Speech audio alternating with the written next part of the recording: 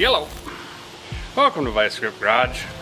That's my 1989 K2500. In this episode, we're back on the old C10 here. The Vice Grip Garage was built from the ground up on cheap parts, old tools, and a relentless can-do attitude.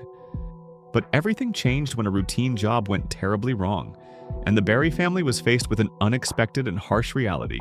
That incident, which was never caught on camera, marked a pivotal moment that would redefine the future of the channel and its creator. Derek Bieri was born on May 16, 1984, in Minot, North Dakota. Growing up on a farm in the harsh winters of the Midwest, fixing things wasn't just a hobby, it was a necessity. On the farm, if you didn't know how to repair your own equipment, you didn't work. Derek's mechanical talents weren't honed in a classroom, they were passed down to him by his father and grandfather, men who spoke the language of engines.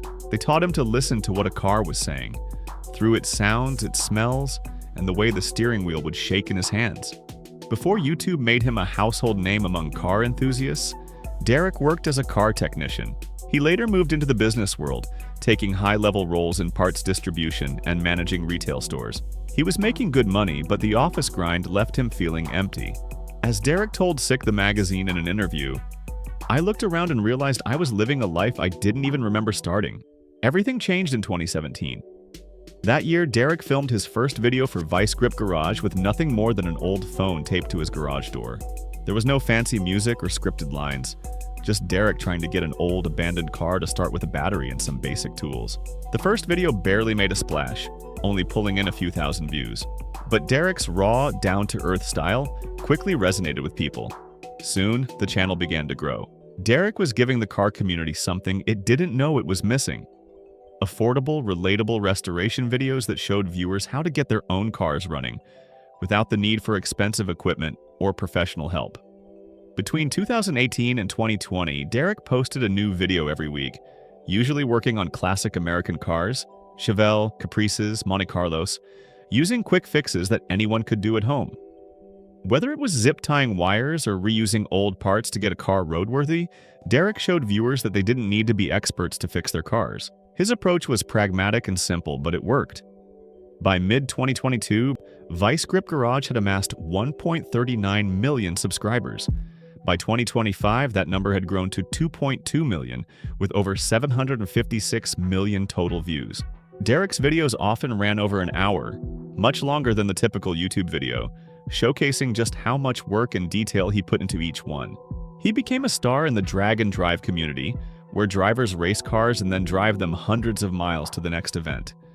From a quiet mechanic in North Dakota, Derek became a prominent figure at every major car event across the country. And the strength of Vice Grip Garage wasn't rooted in a professional studio or a large team. It came from the tight-knit family that supported Derek through every video. Behind Vice Grip Garage was not a high-powered crew, but Derek's wife, Jessica, and their 3 children. Though Jessica rarely appeared on camera, her role was essential. At events like Sick Week, one of the biggest drag and drive competitions, Jessica managed everything, prepping the equipment, organizing travel plans, and even providing technical support when things went wrong. Derek himself said, "Without Jessica, I couldn't complete half the journeys you see in the videos." And that wasn't just a thank you, it was a testament to how integral she was to the success of the channel. The couple's 3 sons were raised with the same philosophy: do it yourself, get your hands dirty, and don't rely on fancy machines to solve your problems. Bentley, the youngest, became a familiar face for longtime viewers of the channel.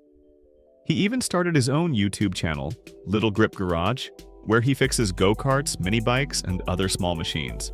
Derek would offer advice in the videos, but never take over.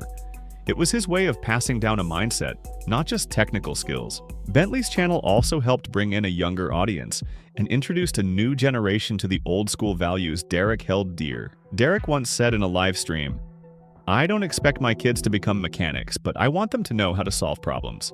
If they can fix a car, they can fix life." This quote became famous within the car community and perfectly captured his philosophy. The Bieri family's bond was evident in everything they did, even though they kept their personal lives private. They worked together to prepare cars before events and cooked meals on the roadside during long trips. This family-first approach allowed Derek to continue producing content without hiring outside help. As of early 2025, Vice Grip Garage was still putting out one long video almost every week, filmed with mounted cameras and edited at home, sometimes by Jessica herself. This focus on family wasn't just for show. There were no scripted emotional scenes or preachy moments. The garage felt like a real family space, tools scattered around, kids in the background, and the constant struggle of cars that wouldn't start. That authenticity made the channel so relatable to viewers. As Vice Grip Garage grew, Derek's family-centered approach helped him avoid the pitfalls that other YouTubers and content creators often faced. While many creators hired editors and film crews, only to fall into disputes over their brand, Derek kept everything in-house. But in late 2023, one fateful day would change everything. It started as just another day in the garage. The smell of grease and old metal filled the air, and the radio played a classic rock station. Derek was working underneath a 1968 Plymouth Fury, a massive boat-like car he'd just hauled in from a field in Nebraska. It wasn't filming day, it was the quiet prep work where Derek got to know a car before the cameras rolled. The car was perched on 4 heavy-duty jack stands, a common setup Derek had used countless times before. Bentley was nearby, cleaning a carburetor for his own project. Jessica was inside the house, getting ready for an upcoming trip. It was the picture of normal life for the Bieri family. But then, everything went wrong. Derek was wrestling with a rusted exhaust bolt, giving his wrench a hard pull. The bolt wouldn't budge, so he repositioned for better leverage. With another mighty heave, the bolt finally gave way, but the sudden release of tension sent a jolt through the car. One of the front jack stands, sitting on a slightly uneven patch of concrete slick with oil, slipped just an inch. That inch was enough. The car's massive weight shifted. With a horrible groan of stressed metal, the Plymouth's front end slammed down onto the concrete floor with a deafening bang. Derek was still underneath. The car's heavy oil pan came down, stopping mere inches from his head and pinning his arm to the floor. Bentley, startled by the noise, looked up and saw his father trapped beneath the car. For a moment, he was frozen in fear. Jessica, hearing the crash from inside, rushed to the garage. When she saw the car, half on the ground and half still in the air with Derek pinned underneath, every hidden fear she'd ever had became a terrifying reality. Derek, driven by pure adrenaline, managed to free his arm.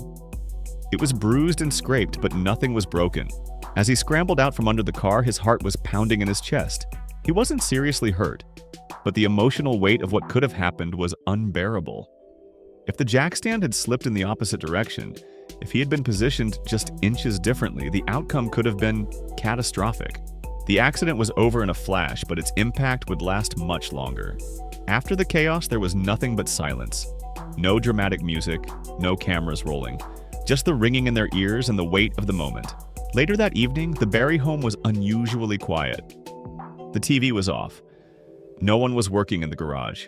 Derek sat at the kitchen table, ice pack pressed against his sore arm, his gaze distant. It was Jessica who finally broke the silence, her voice steady but filled with the fear she'd felt earlier. "We can't do this anymore," she said. "Not like this." She wasn't talking about quitting Vice Grip Garage. That was their life, their passion. But the constant risks, the cheap fixes, the old equipment, the mindset of making do, no longer felt charming.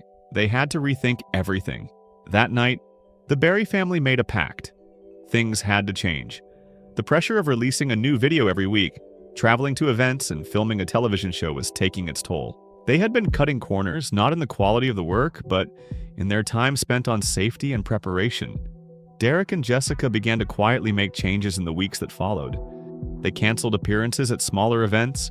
They worked with producers to give themselves more time between filming blocks, and most importantly, they decided to change the pace of the YouTube channel. Weekly uploads would stop. Derek didn't want to post content just for the sake of posting. As he'd said in a live stream once, "If I'm doing it just to have something to post every week, I'll lose myself." Instead, they decided to release 2 to 3 videos a month. This would give Derek more time to focus on each project, check his equipment thoroughly, and spend more time with his family without the pressure of constant deadlines. They didn't make a big public announcement about the accident. They didn't want speculation or drama. Instead, the change just happened. Followers of the channel noticed that video uploads became less frequent, and live streams became rare. It may have looked like Derek was losing interest, but the reality was the opposite. He was more committed than ever, but his priorities had shifted. He was committed to his family's safety first. From the wreckage of the near disaster, a new approach to the future began to take shape. Derek's decision to build his first purpose-built drag-and-drive car, something he had never done before, was a direct result of that terrifying afternoon. Before, he had always relied on junkyard cars for his races, fixing them up just enough to make it to the next event. But after the accident, he realized that putting his family in a car built with temporary fixes wasn't acceptable anymore.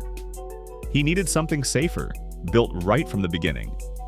As he told fans at Sick Week in 2024, "I'm committed enough to drag and drive to know I need a car designed right from the beginning." This was a public declaration of his new safety-first mindset. And it wasn't just in the cars, his content began to reflect the same philosophy.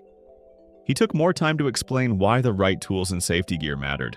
He collaborated with companies like Bear Brakes and Motion Raceworks to bring in expert parts that added another layer of reliability to his builds.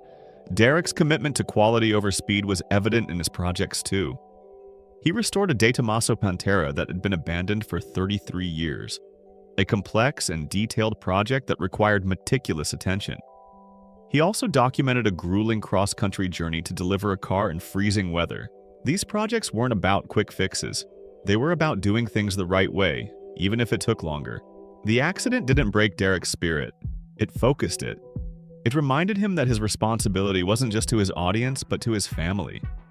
And in stepping back from the frantic pace, he became a better teacher, a better father, and a better husband. The man who built his career on rescuing cars now applied the same care to his own life, ensuring that the foundation he had built was stronger than ever.